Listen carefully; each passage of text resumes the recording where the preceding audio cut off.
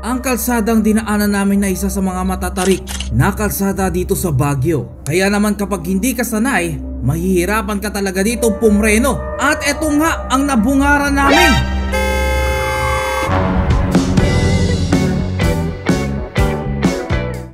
Pero syempre guys, bago tayo magsimula, ako nga pala si Ivo. Dati nga kaming nakatira sa isa sa mga pinakamalamig na lugar dito sa Pilipinas. At nang makaipon, nag-decide kaming bumili ng property sa probinsya. Dahil sanay kami sa malamig na klima, medyo nanibago talaga kami. Kasi sa totoo lang, sobrang init sa napuntahan namin. Dati wala kaming aircon, pero ngayon kailangan namin mag-aircon. Sa sobrang init kasi ng panahon, nakakainit din ang ulo.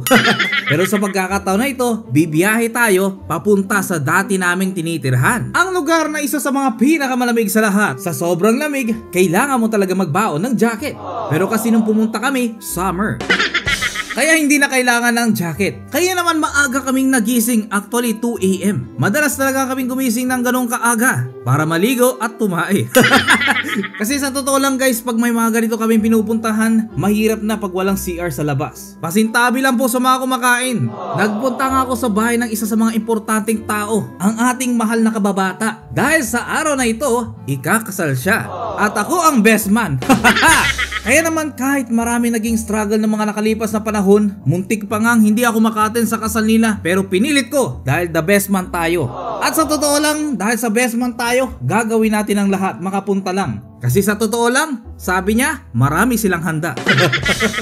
Kaya naman tinungo na namin ang landas na ito at alam ko pamilyar sa inyo kung ano tong flyover na to. Kasi sa lahat ng mga dadaan dito sa Marcos Highway, ito talaga yung nadadaanan. Pero sa totoo lang guys, hindi nyo alam. Isa sa mga tarpaulin na yan, dyan kami nakatira. Sa totoo lang ng mga kabataan namin, laking bundok talaga kami. Kaya naman habang bumabiyahe kami dito ay namimiss ko talaga ang lugar na to. Ang klima sa lugar na ito. Kasi sobrang lamig pare. Dito talagang first option namin para bumili ng property. Ang problema lang, medyo may kamahalan talaga. Hindi naman talaga ako mayaman sanay kami sa hirap. Kaya bakit ko babaguhin yung ugali ko kung alam ko naman yung pinagdaanan ko? Mahirap magbataas, mahirap magyabang kasi hindi natin alam kung ano yung mangyayari bukas. Hindi naman laging nasa taas ka. Ang buhay ay parang gulong na luma. Kapag naplat, nasa baba ka na. Minsan nasa taas, minsan nasa baba. Pero agad ding tumataas tapos biglang bababa.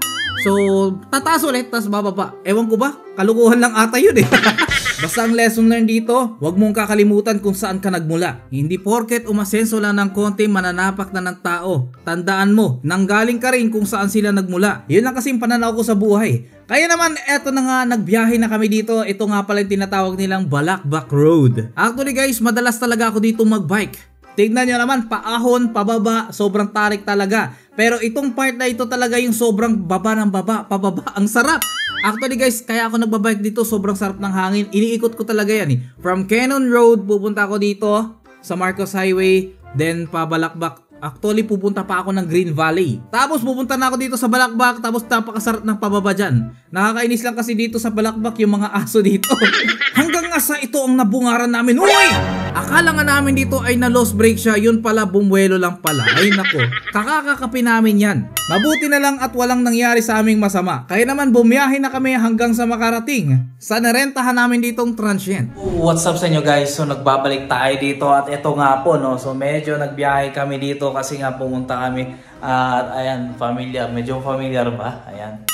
Familiar ba? Kasi ito kasi actually hindi ito inupahan namin pero ganito yung inupahan namin pero dun sa ibang unit. Kaso nga lang, ayan, medyo yung inupahan namin na nandito pa kami sa yan, sa malamig na lugar dito sa Pilipinas, pinakamalamig na lugar dito sa Pilipinas. Ayan. Ito kasi ginawa pala nila ditong transient. So meron tayo ditong upuan. Ayan, pinagamit na sa amin. Tapos may TV na rin na nilagay sila dito at may ref. Ayan. Parang inverted lang siya. Kasi dati yung nirerenta namin dito yung mga CR, dito rin yung pinto, dito banda. Tapos yung mga kwarto dito. Kaso ngayon lang ito inverted siya. Ganito siya. Ayan. Pinagamit na rin sa amin yung ref nila. Yan, may ref sila dito. Tapos actually may lutuan din. Yan. May papagamit silang lutuan. Transient as in transient talaga. Tapos yung mga kitchenwares nandito na rin. Mga cup. Yan. Mga plato. Yan. Lahat-lahat. May pagamit pa silang ref. Tapos ito. Yan. Mayroon tubig din. Bagong refill to. Pero hindi na namin gagamitin to. Kasi may dala kami. Tapos may rice cooker pa silang pwedeng paggamit. At ito, pwede kami magkape. Almost kompleto. At ang maganda, medyo affordable naman yung presyo. Ganito lang din inupahan namin doon sa kabila before kami lumipat doon sa bahay namin ngayon. Kasi nung time na lumipat kami dito, pinapagawa pa namin yung bahay. Kaya yun, natapos na. Lumipat na kami. Ayan. Kaya kami nandito kasi kasal ng kaibigan ko. Ito nga pala yung CR niya. May hot shower na rin pala. Ayun o. Yan, may hot shower. Nga pala, may konting problema lang dito sa CR. May glass kasi dito. Kitang-kita kami dito. Kaya yung isang eto, nilagay ko muna doon para pantakin kasi may glass dito. Kitang-kita. Yun lang naman issue niya. Pero hindi naman masyadong issue yan. Kasi na-solusyonan. Actually, tingnan nyo. Mura lang to. Dalawa na yung kwarto niya. May isang kwarto dito, tapos may isang kwarto dito. Pero dito kami kasi mas maluwag. Actually, parang good for ilang packs to eh. Parang pwede atang 7 packs. Ito yung kagandaan dito kasi maganda actually yung view dito. Mababa. Ito sana yung gusto namin doon sa bahay. Medyo mababa yung bintana para madaling dungawin. Ewan ko kung ano nangyari. Ba't ang tataas ng ano namin sa bintana? Ang tataas, sobra. Ito, sakto lang to eh. Ito yung gusto ko sana, medyo mababa. Hanggang dito ko lang. Sakto lang sana yan eh. Ganyan sana. Siguro hindi lang kami nagkaintindihan ng engineer nung pinagawa ko yung bahay. Same vibes. May mga gamit na may lamesa na rin pala dito. May electric fan dito. Dito rin meron din electric fan. Ayan o. Ito yung electric fan niya. Tapos nga pala dinala ko na yung damit ko kasi ito yung susuotin natin sa kasal pare. May attendant kasi tayong ditong kasal. Kasal ng kaibigan natin. Kaya naman pumunta ako dito. Bukas yung kasal pero a day ahead pumunta na kami. Kasi syempre mahirap naman. Makamali tayo kasi malayo yung location namin eh. Hindi na kami taga rito eh. Ayan, nakakamiss lang kasi same. Ito actually ito yung gusto kong tiles. Itong tiles na to, ito yung gusto kong tiles sa bahay kaso iba yung nangyari. So mag-i-stay muna kami dito. Actually puyat na puyat kami ngayon kaya hindi masyado ako. Bago tayo mag-price reveal, ito yung mga rules nila dito. Yan, welcome. Yan, rules, no smoking, quiet time 11 PM to 7 PM, no partying, no live TV, okay? No unregistered guests, hindi pwede mga bisita dito. Kailangan bayaran mo. Check out 11 AM. Tapos yung check-in dito 2 PM. Ewan ko kung bakit dito wala. 2 PM check-in nila, tapos check out 11 AM. Kung hindi ako nagkakamali, nasa 30 to 36 square meter ito. Mga ganun, mga 30 to 36 square meter. Kasi inupahan namin dati, natandaan po ata, 36 square meter. Ganito lang, kaso nga inverted lang. Pero okay na rin ito, kompleto na rin, saktong-sakto. May internet na rin siya, ayan. Actually ito modem na to, modem siya. Tapos sinalpakan lang nila nito. Kaya nakikita nyo LOS kasi nga hindi fiber yung sumalpak dito. May salpakan kasi ng fiber yan sa likod. Eh sinalpak na lang nila dito para magkaroon siya ng internet. Pwede rin kasi yun. So actually medyo maluwag na rin ito. Sa luwag na ito, ang 21 hours sa 21 hours lang talaga siya. Ang 21 hours dito is nasa 2.5. Yun yung signal sa amin. Ayan. 3 adult kasi yung kapatid ko sasama namin dito. Tapos isang bata. Ayun, okay na rin. Kasi 2 kwarto magagamit ng mga amenities. Actually sulit na rin yun kasi sa totoo lang ang daming magagamit dito eh. Siyempre dahil sa madaling araw kami umalis ay natulog muna kami at nagising nga kami sa malakas na kulog at kidlat. Summer na summer ganito dito sa aming lugar kaya sa totoo lang guys napakasarap talaga dito sa Baguio. Kasi doon sa probinsya na kung saan kami nakatira sobrang init pero pagdating dito ang lamig, umuulan pa, bonus pa, malakas pa yung kidlat. Napakasarap talagang sariwain yung ganitong pagkakataon kasi sa totoo lang guys na-miss ko talaga yung ganitong klima. Kaya napakasarap tumira dito sa Baguio kasi nga maulan talaga, malamig na yung klima pag summer, hindi naman ganun kainitan. Unlike dito sa baba, medyo mainit talaga. At sa totoo lang kapag gabi, kapag hindi mo napasingaw yung bahay mo, mainit talaga sa loob. Pero dito sa Baguio, napakasarap ng hangin. Sobrang lamig. Free aircon kumbaga. Kaya hindi kami nag-aircon dito eh.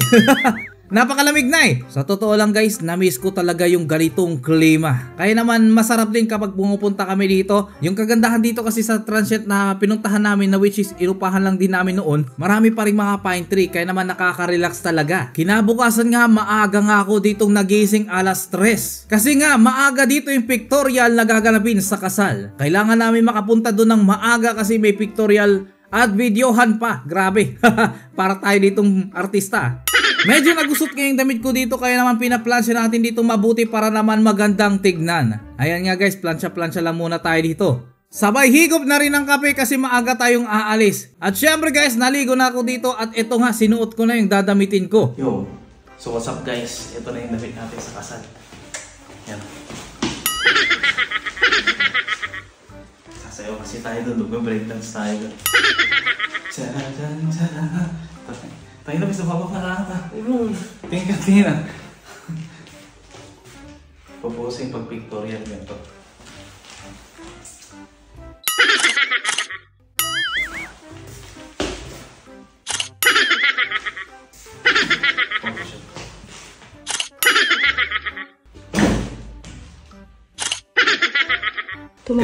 Tumatakbo ka pa lang pero panalo ka na. Sa darating na halalan, huwag kalilimutan. Ibo Kalugo po. Para kagawad. Ilaban natin ito.